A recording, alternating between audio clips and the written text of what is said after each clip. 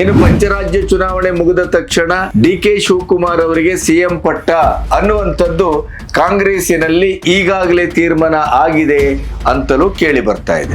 ಡಿ.ಕೆ. ಶಿವಕುಮಾರ್ ಯಾವುದೇ ಕಾರಣಕ್ಕೂ ಕಾಂಗ್ರೆಸ್ ಬಿಡುವುದಿಲ್ಲ, ಅವರು ಪರಮನಿಷ್ಠ ಕಾಂಗ್ರೆಸ್ಸಿಗ, ಮುಖ್ಯಮಂತ್ರಿ ಆದ್ರೆ ನಾನು ಇಲ್ಲೇ ಆಗಬೇಕು, ಆಗದೇ ಇದ್ರೂ ನಾನು ಕಾಲಕ್ಕಾಗಿ ಕಾಯಬೇಕು, ಈ ತೀರ್ಮಾನಕ್ಕೆ ಬಂದಿದ್ದಾರೆ ಅಂತಲೇನೆ ಅವರ ಪಕ್ಷದವರೇ ಅದನ್ನ ತೀರ್ಮಾನಿಸಿದ್ದಾರೆ. ರಾಜ್ಯದಲ್ಲೇ ಇದ್ದು ತೀವ್ರವಾದಂತ ಮೀಟಿಂಗ್ಗಳು ಬಿಜೆಪಿ ಅತೃಪ್ತರೊಟ್ಟಿಗೆ, ಕಾಂಗ್ರೆಸ್ಸಿನ ಅತೃಪ್ತರೊಟ್ಟಿಗೆ ಮತ್ತೆ ಜೆಡಿಎಸ್ಸಿನ ಆಯಕಟ್ಟಿನ ನಾಯಕರೊಟ್ಟಿಗೆ ಮೀಟಿಂಗ್ ಮೇಲೆ ಮೀಟಿಂಗ್ ಮಾಡ್ತಾ ಏಕದಮ್ ಅನಾರೋಗ್ಯದ ಎಲ್ಲ ಇತಿಮಿತಿಗಳನ್ನ ಮೀರಿ ಆಕ್ಟಿವ್ ಆಗಿ ಕಾಣಿಸ್ಕೊಳ್ತಾ ಇರುವಂತ ಕುಮಾರಸ್ವಾಮಿ ಅವರು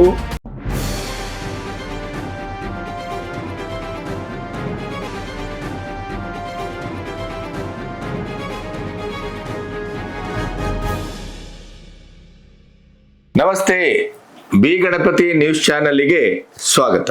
ಅನಿರೀಕ್ಷಿತವಾಗಿ ಭಾರತದ ಹಡಗಿನ ಮೇಲೆ ಇರಾನ್ ಗುಂಡು ಹಾರಿಸಿದ್ದು ಇರಾನ್ ಭಾರತದ ಸ್ನೇಹ ಸಂಬಂಧಕ್ಕೆ ಒಂದು ಮಹಾ ಬಿರುಕನ್ನ ತಂದಿಟ್ಟಿದೆ.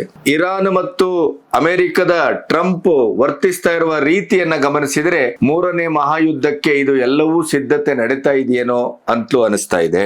ಈಗಾಗಲೇ ಇರಾನ್ ದೂತಾವಾಸದ ರಾಯಭಾರಿಯನ್ನ ಕರೆಸಿ ಭಾರತ ತನ್ನ ಆಕ್ರೋಶವನ್ನ ವ್ಯಕ್ತಪಡಿಸಿದೆ. ಇದರ ಮಧ್ಯೆ ನಮಗೇನು ಗೊತ್ತೇ ಇಲ್ಲ ಅಥವಾ ಭಾರತದ ಹಡಗಿನ ಮೇಲೆ ಈ ತರದ ಘಟನೆ ನಡೆಯಲೇ ಇಲ್ಲ ಅನ್ನುವ ರೀತಿಯಲ್ಲೂ ಇರಾನ್ ಮಾತಾಡಿದೆ. ಯುದ್ಧದ ಅಪ್ಡೇಟ್ಸ್ ಕ್ಷಣಕ್ಕೆ ಬದಲಾಗ್ತಾ ಇದೆ. ಕ್ಷಣಕ್ಕೆ ಟ್ರಂಪಿನ ಮನೋಸ್ಥಿತಿಯೂ ಬದಲಾಗ್ತಾ ಇದೆ. ಇದು ಎಲ್ಲಿಗೆ ಹೋಗಿ ನಿಲ್ಲುತ್ತೆ ಅನ್ನುವಂಥ ಸ್ಥಿತಿ ತೀರಾ ಡೋಲಾಯಮಾನವಾಗಿದೆ. ಇನ್ನು ರಾಜ್ಯದ ರಾಜಕಾರಣದಲ್ಲಿ ಒಂದು ಆಸ್ಫೋಟಕವಾದಂಥ ಕೆಲವು ಮಾಹಿತಿಗಳು ಬರ್ತಾ ಇದೆ. ಪತ್ರಿಕೋದ್ಯಮದಲ್ಲಿ ಕೆಲವು ಸರಿ ಮಾಹಿತಿಗಳು ಹೇಗೆ ಅಂತಂದ್ರೆ ಅನಧಿಕೃತ ಮಾಹಿತಿ ಅಂತ ಅನ್ನಿಸ್ಕೊಂಡು ಕೂಡ 90%ಕ್ಕಿಂತ ಹೆಚ್ಚು ಅದು ಅಧಿಕೃತ ಮಾಹಿತಿಯಾಗಿ ಪರಿವರ್ತನೆ ಆಗುವುದು ಇದೆ. ರಾಜಕೀಯದಲ್ಲಿ ಒಂದು ಊಟದಿಂದ ಹಿಡಿದು ಡಿನ್ನರ್ ಇಂದ ಹಿಡಿದು ಭೇಟಿಯಿಂದ ಹಿಡಿದು ಪ್ರತಿಯೊಂದಕ್ಕೂ ಕೂಡ ತನ್ನದೇ ಆದಂತ ಒಂದು ಮಹತ್ವ ಇರ್ತದೆ, ನಿಗೂಢತೆ ಇರ್ತದೆ, ಮತ್ತೆ ರಾಜಕೀಯ ಚಿತ್ರಣವನ್ನೇ ಬದಲಿಸುವಂತ ಸಾಧ್ಯತೆಯೂ ಇರ್ತದೆ. ದಾವಣಗೆರೆಯ ಚುನಾವಣೆಯ ಸಂದರ್ಭವನ್ನ ಇಟ್ಟುಕೊಂಡು ಕಾಂಗ್ರೆಸ್ಸಿನಲ್ಲಿ ನಡೀತಾ ಇರುವಂತ ಉತ್ಪಾತವನ್ನ, ಒಳಗಡೆಯ ಒಂದು ಛಿದ್ರಕಾರಕವಾದಂಥ ಮನೋಸ್ಥಿತಿಯನ್ನ, ಸಿಎಂ ಆಪ್ತರನ್ನ ಮೇಲೆ ಉಚ್ಚಾಟನೆಯಂತ ಒಂದು ಪ್ರಹಾರ ನಡೀತಾ ಇರುವಂತ ಹೊತ್ತಲ್ಲಿ ಕೂಡ ಸಿಎಂ ಮೌನವಾಗಿದ್ದಾರೆ ಅನ್ನುವಂತ ಒಂದು ಗುಡುಗು ಸಿಡಿಲನ್ನ ಸಿಎಂ ಆಪ್ತ ಬಣವೇ ಹೊರ ಹಾಕ್ತಾ ಇದೆ. ಇದರ ಮಧ್ಯೆ ಕುಮಾರಸ್ವಾಮಿ ಅವರನ್ನ ಗಮನಿಸಿದರೆ ಜೆಡಿಎಸ್ ಇದ್ದಕ್ಕಿದ್ದ ಹಾಗೆ ಆಕ್ಟಿವ್ ಆಗಿದೆ. ಜೆಡಿಎಸ್ ಸಮಾವೇಶ ನಡೆದಾಗಲೆಲ್ಲ ಕುಮಾರಣ್ಣ ಮುಂದಿನ ಸಿಎಂ, ಕುಮಾರಸ್ವಾಮಿ ಅವರೇ ಮುಂದಿನ ಸಿಎಂ ಅನ್ನುವಂತ ಘೋಷಣೆ ಕೂಗಿ ಜೆಡಿಎಸ್ ಮೂಲಕ ಕೇಳಿ ಬರ್ತಾ ಇದೆ. ಅದರ ಮಧ್ಯೆ 2-3 ದಿನದ ರಾಜ್ಯ ಪ್ರವಾಸವನ್ನ, ರಾಜ್ಯದಲ್ಲಿದ್ದು ಮೀಟಿಂಗ್ ಅನ್ನ ಮಾಡ್ತಾ ಇರುವಂತ ಕುಮಾರಸ್ವಾಮಿ ಅವರು ರಾಜ್ಯ ರಾಜಕಾರಣದ ಏಕದಮ್ ಮತ್ತೆ ಬ್ಯುಸಿಯಾಗಿ ಕಾಣಿಸ್ಕೊಳ್ತಾ ಇದ್ದಾರೆ. ಇದರ ಮಧ್ಯೆ ಬರ್ತಾ ಇರುವಂತ ಈ ಹೊತ್ತಿನ ಬಹಳ ಅದ್ಭುತವಾದಂತ ಕಾಂಗ್ರೆಸ್ಸಿಗೆ ಒಂದು ರೀತಿಯ ಆಸ್ಫೋಟಕರ ಅನ್ನಬಹುದಾದಂತ, ಕೋಲಾಹಲವನ್ನ ಸೃಷ್ಟಿಸಬಹುದಾದಂತ ಒಂದು ಸುದ್ದಿ ಏನು ಅಂತಂದ್ರೆ ಕುಮಾರಸ್ವಾಮಿ ಅವರನ್ನ ಕಾಂಗ್ರೆಸ್ಸಿನ ಅತ್ಯಂತ ಮೇಲ್ಮಟ್ಟದ ಇಬ್ಬರು ನಾಯಕರು ಭೇಟಿಯಾಗಿದ್ದಾರೆ. ಈಗಾಗಲೇ ಜಮೀರ್ ಅಹಮದ್ ಅವರನ್ನ ಸಂಪುಟದಿಂದಲೇ ಉಚ್ಚಾಟಿಸ್ತಾರೆ ಅನ್ನುವ ಮಟ್ಟಕ್ಕೆ ಸುದ್ದಿ ಹರಡಿದ್ದನ್ನ ನಾವು ಗಮನಿಸಿದ್ದೇವೆ. ಅದರ ಮಧ್ಯೆ ಕುಮಾರಸ್ವಾಮಿ ಅವರನ್ನ ಜಮೀರ್ ಅವರು ಭೇಟಿಯಾದರು ಅನ್ನುವ ಮಾತನ್ನು ಕೇಳಿದ್ದೇವೆ. ಅದಕ್ಕೆ ಜಮೀರ್ ಕೂಡ ಸರಿಯಾದ ಉತ್ತರ ಕೊಟ್ಟಿಲ್ಲ. ನಿಖಿಲ್ ತನಗೆ ಗೊತ್ತಿಲ್ಲ ಆ ರೀತಿಯ ಬೆಳವಣಿಗೆ ಅಂತ ಹೇಳಿದ್ರೆ, ಕುಮಾರಸ್ವಾಮಿ ಅವರು ಜಮೀರ್ ಒಮ್ಮೆ ವಾಪಸ್ ಬರ್ತಾರೆ ಅಂತ ಆದ್ರೆ ನಮ್ಮ ಪಕ್ಷದ ಹಿರಿಯರೊಟ್ಟಿಗೆ ನಾವು ಸಮಾಲೋಚನೆ ಮಾಡಬೇಕಾಗತ್ತೆ ಅನ್ನುವ ಮಾತನ್ನ ಆಡಿದ್ದಾರೆ. ಇದರ ಮಧ್ಯೆ ಒಂದು ಕ್ಷಿಪ್ರ ಕ್ರಾಂತಿಗೆ ರಾಜ್ಯ ರಾಜಕಾರಣ ಮುಖಾಮುಖಿ ಆಗ್ತಿದೆಯೇ. 28ಕ್ಕೆ ಚುನಾವಣೆ, ಬಿಜೆಪಿಯ ಒಡಂಬಡಿಕೆ, ಆ ಮೂಲಕ ಕುಮಾರಸ್ವಾಮಿ ಅವರೇ ಮುಖ್ಯಮಂತ್ರಿ ಅನ್ನುವಂತ ಸುದ್ದಿ ಈಗ ಸ್ವಲ್ಪ ಹಳೆಯದೆ. ಆದರೆ ಕಾಂಗ್ರೆಸ್ಸಿನಲ್ಲೂ ಬಿಜೆಪಿಯಲ್ಲೂ ಸಮಾನಾಂತರದಲ್ಲಿ ಅತೃಪ್ತರ ಬಣ ಬಹಳ ಉಜ್ವಲವಾಗಿ ಕೆಲಸ ಮಾಡ್ತಾ ಇದೆ ಅನ್ನೋದನ್ನ ನಾವು ಪ್ರತ್ಯೇಕವಾಗಿ ಹೇಳಬೇಕಾಗಿಲ್ಲ. ಇನ್ನು ಪಂಚರಾಜ್ಯ ಚುನಾವಣೆ ಮುಗಿದ ತಕ್ಷಣ DK ಶಿವಕುಮಾರ್ ಅವರಿಗೆ CM ಪಟ್ಟ ಅನ್ನುವಂಥದ್ದು ಕಾಂಗ್ರೆಸ್ಸಿನಲ್ಲಿ ಈಗಾಗಲೇ ತೀರ್ಮಾನ ಆಗಿದೆ ಅಂತಲೂ ಕೇಳಿ ಬರ್ತಾ ಇದೆ. DK ಶಿವಕುಮಾರ್ ಅವರ ಮಾತಿಗೆ ಹೈಕಮಾಂಡ್ ಇತ್ತೀಚೆಗೆ ಹೆಚ್ಚು ಬೆಲೆಯನ್ನ ಮಾನ್ಯತೆಯನ್ನ ಕೊಡ್ತಾ ಇರುವಂಥದ್ದು, ಸಿದ್ದರಾಮಯ್ಯನವರನ್ನ ಎಲ್ಲೋ ಒಂದು ಕಡೆ ಸ್ವಲ್ಪ ಸೈಡ್ ಲೈನ್ ಮಾಡ್ತಾ ಇರುವಂಥದ್ದು, ಸ್ವತಃ ಸಿದ್ದರಾಮಯ್ಯನವರೇ ಮೌನಕ್ಕೆ ಜಾರಿರುವಂಥದ್ದು, ಇವೆಲ್ಲವೂ ಒಂದು ಬೇರೆಯೇ ರೀತಿಯ ಬೆಳವಣಿಗೆ ಕಾಂಗ್ರೆಸ್ಸಿನ ಒಳಗಡೆ ಆಗ್ತಾ ಇದೆ. ಅದು DK ಶಿವಕುಮಾರ್ CM ಪಟ್ಟದ ಒಂದು ಪದಗ್ರಹಣದ ಕ್ಷಣಗಣನೆ ಅಂತಲೂ ಕರೆಸ್ಕೊಳ್ತಾ ಇದೆ. ಆದ್ರೆ ನೀವು ಒಂದನ್ನು ಗಮನಿಸಿರಬೇಕು, ಕಾಂಗ್ರೆಸ್ಸಿನ ಒಳಗಡೆ DK ಶಿವಕುಮಾರನ್ನ ಯಾವುದೇ ಕಾರಣಕ್ಕೂ ನಾವು ಒಪ್ಪಿಕೊಳ್ಳುವುದಿಲ್ಲ ಅನ್ನುವಂತ ಒಂದು ಬಹುದೊಡ್ಡ ಗಡಣವೇ ಅಲ್ಲಿ ತುದಿಗಾಲಲ್ಲಿ ನಿಂತಿದೆ. ಅದಕ್ಕಾಗಿಯೇ ನೀವು ಗಮನಿಸಿರಬೇಕು, ದೆಹಲಿಗೆ 12-13 ಶಾಸಕರ ದಂಡು ಸಂಪುಟ ವಿಸ್ತರಣೆಯ ಮೇಲೆ ಒತ್ತಡ ಹೇರಲಿಕ್ಕೂ, ವಿಸ್ತರಣೆಗೊಳ್ಳುವ ಸಂಪುಟದಲ್ಲಿ ನಾವು ಕಾಣಿಸ್ಕೊಳ್ಬೇಕು, ನಮಗೆ ಆದ್ಯತೆ ಸಿಗಬೇಕು ಅಂತ ಹೈಕಮಾಂಡ್ಗೆ ಸುರ್ಜೇವಾಲಾ, ವೇಣುಗೋಪಾಲು ಇವರೆಲ್ಲರನ್ನ ಅಲ್ಲಿ ಭೇಟಿ ಮಾಡಿ ಫೋಟೋ ಹಾಕ್ಸ್ಕೊಳ್ತಾ ಇರುವಂತದ್ದನ್ನ ಗಮನಿಸಿದ್ದೆ. ಈ ಮಧ್ಯೆ DK ಶಿವಕುಮಾರ್ CM ಆಗ್ತಾರೆ ಅನ್ನುವಂತ ಒಂದು ಖಚಿತತೆ, DK ಶಿವಕುಮಾರ್ CM ಆಗದೇ ಇದ್ರೆ ಅವರು ಪಕ್ಷವನ್ನೇ ಬಿಡ್ತಾರೆ ಅನ್ನುವಂತ ಒಂದು ಸುದ್ದಿ, ಈ ಎರಡೂ ಈಗ ತುಲನಾತ್ಮಕವಾಗಿ ಒಂದು ನಿರ್ಣಾಯಕ ಹಂತಕ್ಕೆ ಬಂದುಬಿಟ್ಟಿದೆ. DK ಶಿವಕುಮಾರ್ ಯಾವುದೇ ಕಾರಣಕ್ಕೂ ಕಾಂಗ್ರೆಸ್ ಬಿಡುವುದಿಲ್ಲ, ಅವರು ಪರಮನಿಷ್ಠ ಕಾಂಗ್ರೆಸ್ಸಿಗ, ಮುಖ್ಯಮಂತ್ರಿ ಆದ್ರೆ ನಾನು ಇಲ್ಲೇ ಆಗಬೇಕು, ಆಗದೇ ಇದ್ರೂ ನಾನು ಕಾಲಕ್ಕಾಗಿ ಕಾಯಬೇಕು, ಈ ತೀರ್ಮಾನಕ್ಕೆ ಬಂದಿದ್ದಾರೆ ಅಂತಲೇ ಅವರ ಪಕ್ಷದವರೇ ಅದನ್ನ ತೀರ್ಮಾನಿಸಿದ್ದಾರೆ. ಯಾಕೆಂದ್ರೆ ಇಷ್ಟು ಹೊತ್ತಿನವರೆಗೆ ಆಗದಂತ ಅವಮಾನ ಮತ್ತೆ ಪಕ್ಷದ ಒಳಗಡೆನೆ ಅವರ ವಿರುದ್ಧ ಮಾತುಗಾರಿಕೆ, CM ಸಿದ್ದರಾಮಯ್ಯನವರು ಏನಕ್ಕೇನ DK ಶಿವಕುಮಾರ್ ಅವರಿಗೆ CM ಪಟ್ಟ ದಕ್ಕಲೇಬಾರದು ಅನ್ನುವ ಕಾರಣಕ್ಕಾಗಿ ಮಾಡಿದಂತ ರಾಜಕಾರಣದ ಆಟ ಆವುಟ, ಈ ಎಲ್ಲ ಬೆಳವಣಿಗೆಗಳಲ್ಲಿ ನಿರಂತರವಾಗಿ DK ಶಿವಕುಮಾರ್ ಅವರಿಗೆ ಹಿನ್ನಡೆ ಆಗಿದೆ, ಅವಮಾನ ಆಗಿದೆ, ಬೇಸರ ಆಗಿದೆ, ಆಘಾತ ಆಗಿದೆ. ಆದರೂ ಕೂಡ ಅವರು ಪಕ್ಷವನ್ನ ಬಿಟ್ಟು ಬೇರೆ ಆಲೋಚನೆಯನ್ನೇ ಮಾಡದೇ ಇರುವಂತ ಒಂದು ನಿರ್ಧಾರವನ್ನ ಗಮನಿಸಿದರೆ ಅವರು ಪಕ್ಷವಂತೂ ಬಿಡುವುದಿಲ್ಲ ಅನ್ನೋದು ಗ್ಯಾರಂಟಿ. ಹಾಗಾದ್ರೆ ಪಂಚರಾಜ್ಯ ಚುನಾವಣೆ ಆದ ಮೇಲೆ DK ಶಿವಕುಮಾರ್ಗೆ ಪಟ್ಟ ಕಟ್ಟಿದ್ರೆ CM ಪಟ್ಟ, ವಾಟ್ ನೆಕ್ಸ್ಟ್ ಅನ್ನೋದು CM ಸಿದ್ದರಾಮಯ್ಯನವರ ಬಣದ ಫಾಲೋವರ್ಸ್ಗಳ ಬಹಳ ದೊಡ್ಡ ಚಿಂತೆ. ಒಮ್ಮೆ DK ಶಿವಕುಮಾರ್ CM ಆಗಿ ಸಮರ್ಥವಾಗಿ ಇನ್ನ 2.25 ವರ್ಷ ನಿಭಾಯಿಸಿದ್ರೆ 28ರಲ್ಲಿ ಕಾಂಗ್ರೆಸ್ ಅಧಿಕಾರಕ್ಕೆ ಬರ್ತದೆಯೇ ಅದು ಸಂದೇಹ. ಯಾಕೆಂದ್ರೆ ಈಗಾಗ್ಲೇನೆ ಗ್ಯಾರಂಟಿ ವಿಷಯದಲ್ಲಿ ಆದಂತ ಸಮಸ್ಯೆ, ಆರ್ಥಿಕವಾಗಿ ತೀವ್ರವಾಗಿ ದಿವಾಳಿಯಾದಂತ ಹೊತ್ತು, ಸಂಬಳವನ್ನೂ ಕೊಡ್ಲಿಕ್ಕೆ ಸಾಧ್ಯವಾಗದೇ ಇದ್ದಂತ ಪರಿಸ್ಥಿತಿ, ಇನ್ನು ಶಾಸಕರಿಗೆ ಅವರವರ ಕ್ಷೇತ್ರಕ್ಕೆ ಅನುದಾನದ ಪ್ರಶ್ನೆಯ ಮಾತೇ ಇಲ್ಲ. ಹೀಗೆ ಈ ಎಲ್ಲ ಹಿನ್ನೆಲೆಯಲ್ಲಿ 28ಕ್ಕೆ ಕಾಂಗ್ರೆಸ್ ಪೂರ್ಣಾವಧಿಯನ್ನ ಮುಗಿಸಿದ್ರೆ, ಅದು ಸಿದ್ದರಾಮಯ್ಯನವರಾಗ್ಲಿ DK ಶಿವಕುಮಾರ್ ಆಗ್ಲಿ, ಈಗ DK ಶಿವಕುಮಾರ್ ಪಟ್ಟ ಅಭಿಷೇಕವೇ ಖಚಿತ ಅನ್ನುವ ಹಂತದಲ್ಲಿ ಪಕ್ಷದ ಒಳಗಡೆ ಒಂದು ಸುದ್ದಿ ಬರ್ತಾ ಇರೋದ್ರಿಂದ, ನಾನು 28ಕ್ಕೆ CM ಆಗಬೇಕು ಅಂತ ಹೊರಟಂತ ಸಾಹುಕಾರರಿಗೆ ಬಹಳ ದೊಡ್ಡ ಚಿಂತೆ. ಕುಮಾರಸ್ವಾಮಿ ಅವರನ್ನ ಟಾಪ್ ಮೋಸ್ಟ್ ಲೀಡರ್ ಭೇಟಿಯಾಗಿದ್ದಾರೆ ಅನ್ನುವಂಥ ಸುದ್ದಿ ಅದು ಬೆಳಗಾವಿ ಸುತ್ತಲೇ ಸುಳಿತಾ ಇದೆ ಅನ್ನೋದರ ಬಗ್ಗೆ ನಾನು ಪ್ರತ್ಯೇಕವಾಗಿ ಹೇಳಬೇಕಾಗಿಲ್ಲ. ಈಗಾಗಲೇ ಸತೀಶ್ ಜಾರಕಿಹೊಳಿ ಅವರು ಕುಮಾರಸ್ವಾಮಿ ಅವರನ್ನ ಭೇಟಿಯಾಗಿದ್ದಾರೆ ಅನ್ನೋದು ಬಹಳಷ್ಟು ಸುದ್ದಿ ಆದಂಥದ್ದು. ಈಗ ಹೆಸರು ಬರ್ತಾ ಇಲ್ಲ, ಆದರೆ ಕಾಂಗ್ರೆಸ್ಸಿನ ರಾಜ್ಯ ರಾಜಕಾರಣದ ಪ್ರತಿಷ್ಠಿತ ನಾಯಕರು ಕುಮಾರಸ್ವಾಮಿ ಅವರನ್ನ ಭೇಟಿಯಾಗಿದ್ದಾರೆ.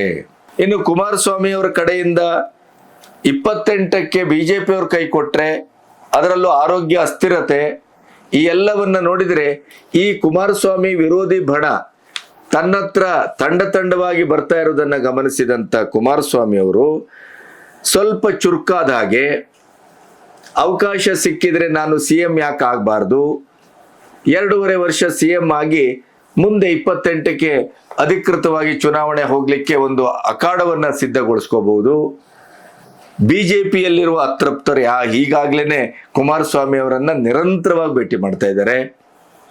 ಇಲ್ಲಿ DK-ಶಿ CM ಆಗ್ತಾರೆ ಅನ್ನುವಂಥದ್ದು ಬಹುತೇಕ ಖಚಿತವಾದ ಹಿನ್ನೆಲೆಯಲ್ಲಿ ಒಂದು ದೊಡ್ಡ ಬಣ ಕಾಂಗ್ರೆಸ್ಸಿನ ಒಳಗಡೆ, ಅದು ಕಾಂಗ್ರೆಸ್ಸಿನ ಪ್ರತಿಷ್ಠಿತ ನಾಯಕನ ನೇತೃತ್ವದಲ್ಲಿ ಕುಮಾರಸ್ವಾಮಿ ಅವರೊಟ್ಟಿಗೆ ನಾವು ಮಾತುಕತೆ ಮಾಡಿದ್ರೆ ಏನು ಅನ್ನುವ ನಿಲುವಿಗೆ ಬಂದು ಈಗಾಗಲೇ 2-3 ದಿನದಿಂದ ರಾಜ್ಯದಲ್ಲೇ ಇದ್ದು ತೀವ್ರವಾದಂಥ ಮೀಟಿಂಗ್ಗಳು ಬಿಜೆಪಿ ಅತೃಪ್ತರೊಟ್ಟಿಗೆ, ಕಾಂಗ್ರೆಸ್ಸಿನ ಅತೃಪ್ತರೊಟ್ಟಿಗೆ ಮತ್ತೆ JDS-ನ ಆಯಕಟ್ಟಿನ ನಾಯಕರೊಟ್ಟಿಗೆ ಮೀಟಿಂಗ್ ಮೇಲೆ ಮೀಟಿಂಗ್ ಮಾಡ್ತಾ ಏಕದಮ್ ಅನಾರೋಗ್ಯದ ಎಲ್ಲ ಇತಿಮಿತಿಗಳನ್ನ ಮೀರಿ ಆಕ್ಟಿವ್ ಆಗಿ ಕಾಣಿಸ್ಕೊಳ್ತಾ ಇರುವಂತ ಕುಮಾರಸ್ವಾಮಿ ಅವರು ಈ ಕಾಂಗ್ರೆಸ್ಸಿನ ಒಡಕನ್ನ ಮತ್ತು DK-ಶಿ ವಿರುದ್ಧದ ಬಣದ ಒಂದು ನಿಲುವನ್ನ ಎನ್ಕೇಶ್ ಮಾಡ್ಲಿಕ್ಕೆ ಹೊರಟಿದ್ದಾರೆ ಅನ್ನೋದು ಈಗ ಬರ್ತಾ ಇರುವಂತ ಬಹಳ ದೊಡ್ಡ ರಾಜ್ಯ ರಾಜಕಾರಣದ ಸ್ಫೋಟಕ ಸುದ್ದಿ.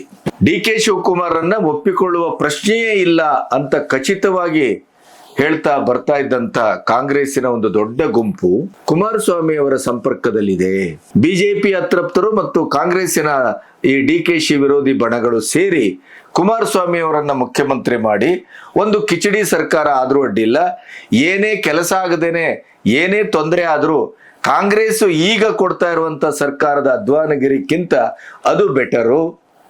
ಜನರ ಮನಸ್ಸಲ್ಲಿ ಕೂಡ ಈ ಕಿಚಡಿ ಸರ್ಕಾರದ ಸಾವಾಸ ಸಾಕಪ್ಪ ಅಂತ 2.5 ವರ್ಷ ಆಡಳಿತದಲ್ಲಿ ಅನ್ನಿಸಿದ್ರೆ ಮತ್ತೆ ಕಾಂಗ್ರೆಸ್ಸಿಗೆ ಆಡಳಿತ ವಿರೋಧಿ ಅಲೆಯ ಯಾವುದೇ ತಾಪತ್ರ ಇಲ್ದೇನೆ ಈ ಕಿಚಡಿ ಸರ್ಕಾರ ಬೇಡ, ಈ ಬಿಜೆಪಿಯವರು ಅಧಿಕಾರಕ್ಕಾಗಿ ಎಲ್ಲಿ ಬೇಕಾದ್ರೂ ಹೋಗ್ತಾರೆ ಇತ್ಯಾದಿ ಇತ್ಯಾದಿ ಈ ಎಲ್ಲ ವಾತಾವರಣದ ಅಡ್ವಾಂಟೇಜ್ ಅನ್ನ ಕಾಂಗ್ರೆಸ್ ಮತ್ತೆ ಪಡ್ಕೋಬಹುದು. ಆ ಮೂಲಕ 28ರಲ್ಲಿ ನಾನು CM ಆಗಬೇಕು ಅಂತ ತುದಿಗಾಲಲ್ಲಿ ನಿಂತ ಕಾಂಗ್ರೆಸ್ಸಿನ ಮಹಾನಾಯಕ ಆವಾಗ CM ಆಗುವುದಕ್ಕೆ ದಾರಿ ಸುಲಭ ಆಗಬಹುದು ಅನ್ನುವಂಥ ಈ ರಾಜಕೀಯ ಲೆಕ್ಕಾಚಾರದಲ್ಲಿ CM ಪಟ್ಟಕ್ಕೆ DK-ಶಿ ಕಾಂಗ್ರೆಸ್ ಇಂದ ಬರ್ತಾರೆ ಅಂತಾದರೆ ನಾವು ಅದಕ್ಕೂ ಮೊದಲನೇ ಆಪರೇಷನ್ ಮಾಡಿ ಕುಮಾರಸ್ವಾಮಿ ಅವರನ್ನು ಯಾಕೆ ನಾವು CM ಆಗಿ ಆ ಪಟ್ಟದಲ್ಲಿ ಕೂಡಿಸಬಾರದು ಅನ್ನುವಂಥ ಒಂದು ಬಹಳ ದೊಡ್ಡ ಚಿಂತನೆಗೆ, ಆಪರೇಷನ್ಗೆ ಕಾಂಗ್ರೆಸ್ಸಿನ ಟಾಪ್ ಮೋಸ್ಟ್ ಲೀಡರ್ ಮುಂದಾಗಿದ್ದಾರೆ ಮತ್ತು ಕುಮಾರಸ್ವಾಮಿ ಅವರನ್ನ ಭೇಟಿಯಾಗಿದ್ದಾರೆ ಅನ್ನುವಂಥದ್ದು ಈಗ ಬರ್ತಾ ಇರುವಂತ ಆಸ್ಫೋಟಕರವಾದಂತ ಸುದ್ದಿ. ರಾಜಕಾರಣದಲ್ಲಿ ಹಾಗಾದ್ರೆ ನೀವು ಅಧಿಕೃತ ಸುದ್ದಿಯೇ ಅಥವಾ ಈಗ ಏನಾದ್ರು ದಾಖಲೆ ಕೊಡ್ತೀರಿ, ಆಡಿಯೋ ವಿಡಿಯೋ ಇತರ ರಾಜಕಾರಣದಲ್ಲಿ ನಿಮಗೆ ಯಾವುದೂ ಅಸಾಧ್ಯ ಅಂತಲ್ಲ, ಯಾವುದೂ ಸಾಧ್ಯವಿಲ್ಲ ಅಂತಲೂ ಇಲ್ಲ. ರಾಜಕಾರಣದಲ್ಲಿ ಈ ರೀತಿಯ ರಾಜ್ಯದ ರಾಜಕಾರಣದ ಒಂದು 5-10 ವರ್ಷದ ಒಂದು ಹಿನ್ನೆಲೆಯನ್ನು ಗಮನಿಸಿದ್ರೆ ಇಂಥದ್ದೇ ಸುದ್ದಿಗಳು ಮುಂದೊಂದಿನ ಅಧಿಕೃತಗೊಂಡು ಪ್ರಮಾಣ ವಚನಕ್ಕೆ ಬಂದದ್ದನ್ನ ನಾವು ಗಮನಿಸಿದ್ದೇವೆ. ಮತ್ತೆ ಕುಮಾರಸ್ವಾಮಿ ಅವರು ಈ ಆಪರೇಷನ್ ವಿಷಯದಲ್ಲಿ, ಪೊಲಿಟಿಕಲ್ ಆಪರೇಷನ್ ವಿಷಯದಲ್ಲಿ ಸಿದ್ಧಹಸ್ತರು. ಯಾವ ಸಂದರ್ಭವನ್ನ ನಾನು ಉಪಯೋಗಿಸ್ಕೋಬೇಕು, ಈಗ ರಾಜ್ಯದ ಸಂದರ್ಭದಲ್ಲಿ JDS ಒಂದು ಹಂತದಲ್ಲಿ ತುಂಬಾ ವೀಕ್ ಆಗಿತ್ತು, ಇತ್ತೀಚೆಗೆ ಆಕ್ಟಿವ್ ಆಗಿದೆ. 28ರ ಚುನಾವಣೆಗೆ 2.5 ವರ್ಷ ಬಾಕಿ ಇದೆ. ಮಾಮೂಲಿಯಾಗಿ ಒಂದು 5-6 ತಿಂಗಳಲ್ಲಿ ಚುನಾವಣೆ ಸಂದರ್ಭಕ್ಕೆ ರೆಡಿಯಾಗುವಂತ ಕುಮಾರಸ್ವಾಮಿ ಅವರು ಈಗ 2.5 ವರ್ಷದ ಮೊದಲನೇ 28ರ ಚುನಾವಣೆಗೆ ಹುರಿಗೊಳ್ತಾ ಇದ್ದಾರೆ. 28ರ ಚುನಾವಣೆಯಲ್ಲಿ ಮಗನನ್ನ ನಿರ್ಣಾಯಕವಾಗಿ ಗೆಲ್ಲಿಸಿ ರಾಜ್ಯ ರಾಜಕಾರಣದಲ್ಲಿ ಅವನನ್ನ ನಾಯಕನಾಗಿ ಬಿಂಬಿಸಬೇಕು ಅನ್ನೋದು ಅವರ ಶತಪ್ರಯತ್ನ, ಅದರಲ್ಲಿ ನೋ ಡೌಟ್. ಅದಕ್ಕೂ ಮೊದಲೇ ಒಂದು ಪಟ್ಟ ಸಿಗುತ್ತೆ ಅಂತಾದ್ರೆ ಏನಾಗಿದೆ, ಯಾಕೆ ಉಪಯೋಗಿಸ್ಕೋಬಾರ್ದು? ಈ ಹಿನ್ನೆಲೆಯಲ್ಲಿ ಕಾಂಗ್ರೆಸ್ಸಿನ DK ವಿರೋಧಿ ಬಣ, ಬಿಜೆಪಿ ಅತೃಪ್ತರ ಗುಂಪು ಇವೆಲ್ಲವನ್ನ ಒಗ್ಗೂಡಿಸಿ CM ಆಗುವಂತ ಒಂದು ಕನಸಿಗೆ ಕಾಂಗ್ರೆಸ್ಸಿನ ಮಹಾನಾಯಕರು ನೀರೇರುತ್ತಾ ಇದ್ದಾರೆ. ಬಿಜೆಪಿಯವರು ಅತ್ಯಂತ ತುರುಸಿನಲ್ಲಿದ್ದಾರೆ. JDS ನಲ್ಲಿದ್ದವರಂತೂ ಬಿಡಿ, ಅವರಿಗೆ ಅದು ಅನಾಯಾಸವಾಗಿ ಹೋಳಿಗೆ ಮುರಿದು ತಿಪ್ಪದಲ್ಲಿ ಬಿದ್ದಂತ ಕಥೆ ಆಗ್ತದೆ. ಇದನ್ನ ಒಂದು ಊಹಾಪೋಹದ ಸುದ್ದಿ ಅನ್ನುವ ಮಟ್ಟದಲ್ಲಿದ್ದೂ ಕೂಡ, ಅನಧಿಕೃತವಾದ ಸುದ್ದಿ ಅನ್ನುವ ನೆಲೆಯಲ್ಲಿದ್ದೂ ಕೂಡ ಅಧಿಕೃತವಾದಂತ ಸುದ್ದಿ ಆಗುವುದರಲ್ಲಿ ಹೆಚ್ಚು ಸಮಯ ಬೇಕಾಗಿಲ್ಲ. ಈಗೇನಾದ್ರೂ ದಾವಣಗೆರೆಯಲ್ಲಿ ಕಾಂಗ್ರೆಸ್ ಮಗುಚಿ ಬಿತ್ತು ಅಂತಾದ್ರೆ 100% ಜಮೀರ್ ಅವರನ್ನ ಸಂಪುಟದಿಂದ ಕಿತ್ತೊಗೆಯುವುದು ಗ್ಯಾರಂಟಿ. ಜಮೀರ್ ಅಹಮದನ ಮನೋಭಾವ ನಿಮಗೆ ಗೊತ್ತಿದೆ.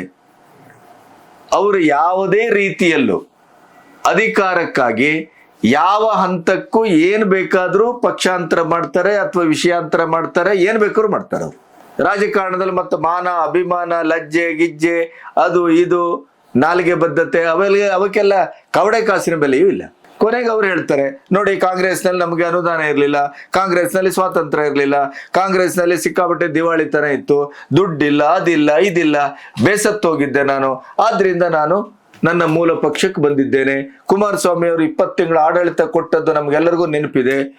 ವೈಷಮ್ಯ ಏನೇ ಇದ್ರು ರಾಜ್ಯದ ಹಿತಕ್ಕಾಗಿ ನಾನು ಕುಮಾರಸ್ವಾಮಿ ಅವರೊಟ್ಟಿಗೆ ಮತ್ತೆ ಬಂದಿದ್ದೇನೆ ಅನ್ನುವಂಥದ್ದನ್ನ ಅವರು ಸಮರ್ಥಿಸಿಕೊಳ್ತಾರೆ. ಅದರ ಬಗ್ಗೆನೂ ಬೇಸರವೂ ಇಲ್ಲ. ಹಾಗಾಗಿ ರಾಜ್ಯ ರಾಜಕಾರಣದಲ್ಲಿ ಒಂದು ಸ್ಫೋಟಕವಾದಂಥ ಒಳಗಿನ ಕಾರ್ಯಾಚರಣೆ ನಡೀತಾ ಇದೆ ಅನ್ನೋದಂತೂ ಸತ್ಯ.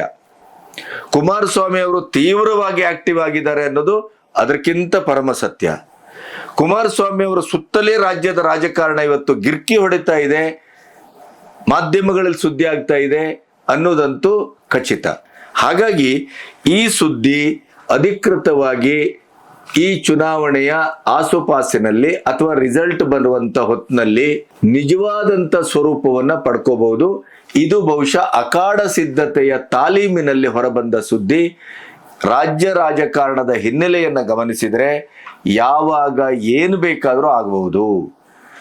JDS ಕಾಂಗ್ರೆಸ್ ಹಾವು ಮುಂಗುಸಿ ತರ ಜಗಳಾಡ್ತಾ ಇದ್ದಂತ ಸಂದರ್ಭದಲ್ಲಿ ಕುಮಾರಸ್ವಾಮಿ ಅವರು ಕಾಂಗ್ರೆಸ್ಸಿನ ಬೆಂಬಲದೊಂದಿಗೆ ಮುಖ್ಯಮಂತ್ರಿ ಆದದ್ದು, ಕೊನೆಗೆ ಅವರನ್ನ ಹೇಗೆ ವಿಕಾರವಾಗಿ ಕೆಳಗಿಳಿಸಿದ್ರು ಅನ್ನುವಂಥದ್ದನ್ನು ನೀವು ಗಮನಿಸಿದ್ದೀರಿ. ಅಧಿಕಾರಕ್ಕಾಗಿ ಅಂತ ಬಂದಾಗ, ದ್ವೇಷ ರಾಜಕಾರಣ ಅಂತ ಬಂದಾಗ, ಸ್ವಾರ್ಥ ರಾಜಕಾರಣ ಅಂತ ಬಂದಾಗ ರಾಜಕೀಯದಲ್ಲಿ ಏನು ಬೇಕಾದರೂ ಆಗಬಹುದು. ಹಾಗಾದ್ರೆ ಕುಮಾರಸ್ವಾಮಿ ಅವರು ಮುಖ್ಯಮಂತ್ರಿ ಆಗುವಂತ ಒಂದು ದಿಢೀರ್ ಯೋಗ ರಾಜ್ಯಕ್ಕೆ ಕಾದಿದೆಯೇ? DK ಶಿವಕುಮಾರ್ ಇಷ್ಟೆಲ್ಲ ಹೋರಾಟ ಮಾಡಿ CM ಪಟ್ಟ ಇನ್ನೇನು ಅವರಿಗೆ ಖಚಿತ ಅನ್ನುವಂತ ಪಂಚರಾಜ್ಯ ಚುನಾವಣೆಯ ನಂತರ ಆ ಸಂದರ್ಭದಲ್ಲಿ ಪದಗ್ರಹಣದ ಕ್ಷಣಗಣನೆ ಅನ್ನುವಂತ ಈ ಸ್ಥಿತಿಯಲ್ಲಿ DK ಶಿವಕುಮಾರ್ ಅವರಿಗೆ ಅವರ ಪಕ್ಷದ ಧುರೀಣರೇ ಕೈ ಕೊಡ್ತಾರೆಯೇ, ಚಳ್ಳೆ ಹಣ್ಣು ತಿನ್ನಿಸ್ತಾರೆಯೇ, ಅದನ್ನ ನಿರ್ಧರಿಸುವಂತ ಕಾಲ ನಮ್ಮ ಕಣ್ಮುಂದೆ ಇದೆ. ಆದ್ರೆ ಅದು ಯಾವಾಗ ಅಂತ ಗೊತ್ತಿಲ್ಲ. ರಾಜಕೀಯದ ಒಳಸುಳಿಯಲ್ಲಿ ಒಂದು ಪುಟಿದು ಬಂದಂತ ಸುದ್ದಿಯನ್ನ ನಿಮ್ಮೆದುರು ಹಂಚಿಕೊಂಡಿದ್ದೇನೆ. ನಿಮ್ಮ ಅಭಿಪ್ರಾಯವನ್ನ ಕಮೆಂಟ್ ಮಾಡಿ ತಿಳಿಸಿ. ಮುಂದಿನ ಸುದ್ದಿಯೊಂದಿಗೆ ಮತ್ತೆ ಬರ್ತೇನೆ. ಅಲ್ಲಿಯವರೆಗೆ ನಮಸ್ತೆ.